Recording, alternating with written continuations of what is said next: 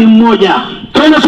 Kwa mzao wako yaani Kristo. Kwa mzao wako yaani Kristo. Kumbe hata kuzaliwa kwa Yesu Kristo kupitia uzao wa Ibrahimu mpaka kuja kwa uzao wa Israeli, tayari Mungu alikuwa ameshatangaza toka zamani.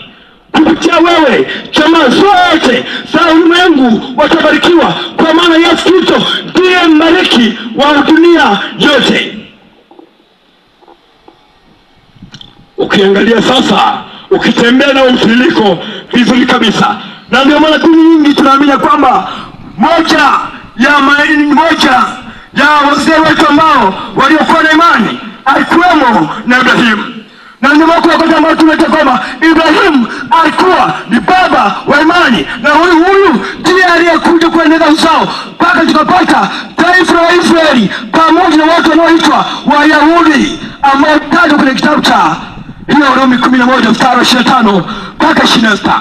Anasema kwamba kwa kiasi ugumu uliopata Waisraeli, kumbe injili ya kwanza kuletwa ulimwenguni ilipitia kwa taifa hili la Waisraeli, ili kila mmoja atakayesikia ujumbe ajue ya kwamba kweli Mungu amenena pamoja na wanadamu.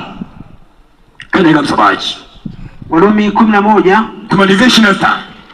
11:26. Twende. Maandiko matakatifu yanasema. Yanasemaje? 11:26. Katika twende.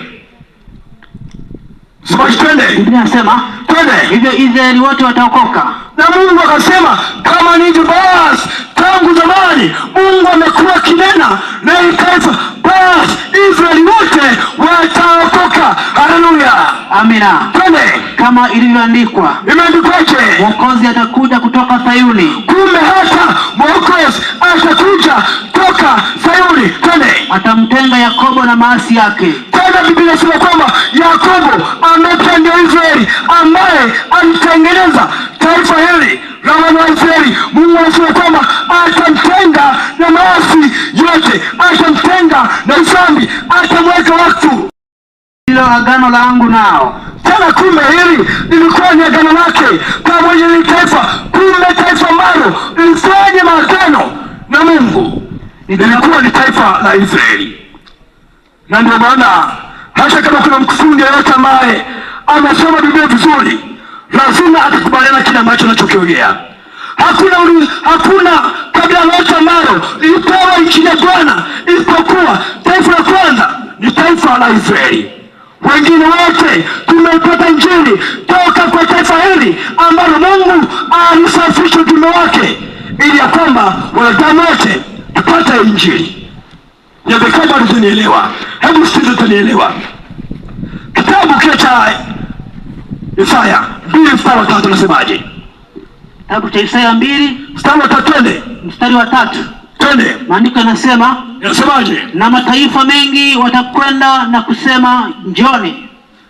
Tena na mataifa mengi watakwenda na kusema njoni. Twende. Twende juu mlima kwa Bwana. Twende juu mlima kwa Bwana. Twende. Nyumba kwa Mungu wa Yakobo. Kumbe twende juu